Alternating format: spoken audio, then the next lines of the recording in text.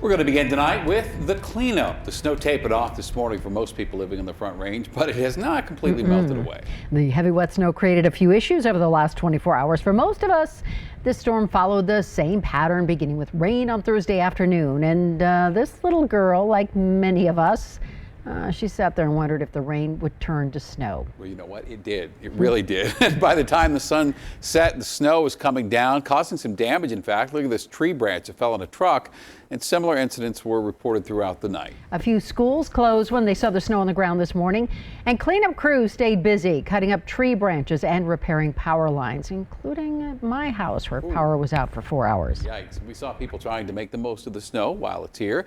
This family shared pictures of their snowman. I think we have it here for you, acknowledging that well, he's melting as we make him. That's right. Meteorologist Stacey Donaldson is joining us now with a look at whether the snow will interrupt our weekend plans. Stacey.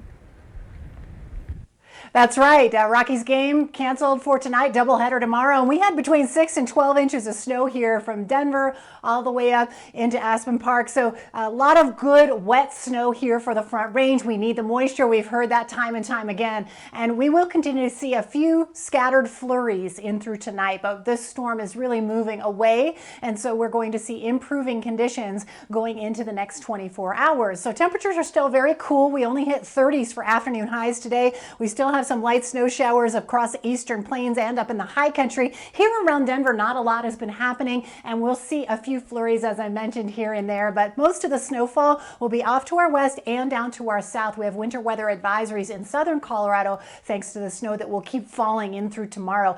Here in Denver, though, it looks like improving conditions for us. We'll have a few flurries tonight, overnight lows in the 20s, and then a nice warm up on the way before, get this, our next chance for snow shows up next week on the 7-day forecast. I'll let you know exactly what to expect coming up. April is the cruelest month. All right.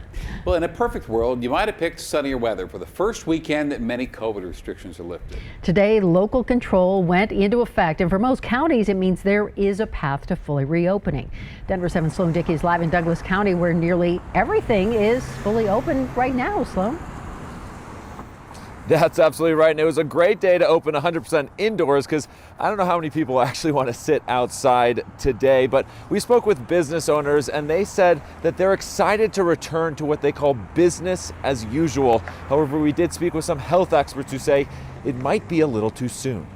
We're excited. Gatherings like this haven't been a reality for more than a year. Our community around here has been pretty happy to be out and socializing. Ready or not, Douglas County is opening up once again. The bar is back to normal, but obviously people are going to be a little bit more hesitant about sitting at the bar, so that social aspect is going to kind of probably take some time. Allison Dodd manages the Great Divide Brewery and Roadhouse in Castle Rock, opening its doors during the COVID pandemic. Now she gets to see what a bustling, busy restaurant and tap room can become. The county of Douglas County is very headstrong. On Friday, the state passed the authority of COVID regulations for Adams, Arapahoe, and Douglas counties over to Tri-County Health, effectively ending the COVID-19 dial and its regulations. Considering that our case numbers continue to rise and we haven't been able to vaccinate as thoroughly as we would like to due to the how slow vaccine is coming into our communities, we did feel that it was important to continue some semblance of a dial. Douglas County opted out of the Tri-County regulations, opening businesses to 100% capacity with no social distancing requirements for restaurants. From a public health perspective, we are a bit concerned that things are opening up maybe too quickly. Businesses in Douglas County are still subject to statewide mask orders and other less restrictive measures to combat the spread of COVID. We still have all of our sanitation practices in order. Our staff are super diligent about making sure people are wearing masks. But business as usual, or something like it, is now the reality in Douglas County. Now those Tri-County regulations are in place for another month. They're set to expire in 1 month, so we'll see if Adams and Arapahoe County have something similar then. Reporting live in Douglas County, Sloan Dickey, Denver7. Sloan, thank you. And when the pandemic closed businesses, it also put thousands of Coloradans out of work. And those Coloradans turned to the unemployment system. So did professional scammers. We now know Colorado has paid out $19.3 million in fraudulent unemployment claims, but at the same time, state officials say they have prevented more than $433 million in fraud from going out. In the process, they have prevented some people from getting the benefits they badly needed. Denver7's Liz Gilardi has one woman's story. When we showed up to interview Marguerite Juneman, she was on hold. I'm still waiting back on that answer to that question. She's having trouble with her pandemic unemployment claim, and she's been trying to get to the bottom of things for weeks. So let me get back to her and answer that, okay? Okay. What do you do? By this point, you can probably feel her frustration. Marguerite is a jazz singer and a music teacher. She's always been self-employed. She recently received a letter from the Colorado Department of Labor and Employment saying her unemployment was not due to a major pandemic. She's trying to file an appeal and verify her identity. Of course, you know, at the end of the game, they're saying, well, you know, you're going to get it all in one lump sum. I said, I don't really care. I said, I want to know how come the system is not working. It's a system that's been inundated by fraud. Previous figures showed $6.5 million in fraudulent claims. Now we're learning $19.3 million has been paid out. That's an estimated $1.1 million fraud claims. CDLE says they expect that number will only grow because there are thousands of suspected claims currently being investigated. If we had not have put in fraud holds, as we did early on, if we did not have people going through ID Me Now, as difficult as it is for some individuals, it did absolutely nothing. We would have paid out $37 billion in fraudulent payments. Officials have also said some fraudsters are so bold that they contact lawmakers or the media pretending to have a legitimate claim. The state has a task force to combat unemployment fraud and once again promised to prosecute people who are preying on the system. Now we are all suspect, okay, as frauds. And it's not like, I understand them, that's part of their job. They have to secure that. But while we sat with Marguerite on the phone today, she was unable to get her issue resolved. I am not employed by anyone. I am self-employed. And they're asking me to prove why I was let go of my job. Asking for proof in an attempt to crack down on fraud while legitimate claims are caught in the middle. Liz Gilardi, Denver7. By the end of April, half the state may have received at least one dose of the vaccine. We're sitting at 41% tonight. Nearly 1.4 million Coloradans are fully vaccinated. And a quarter of all Americans are fully vaccinated tonight, but the pace is slowing down because of the Johnson & Johnson pause.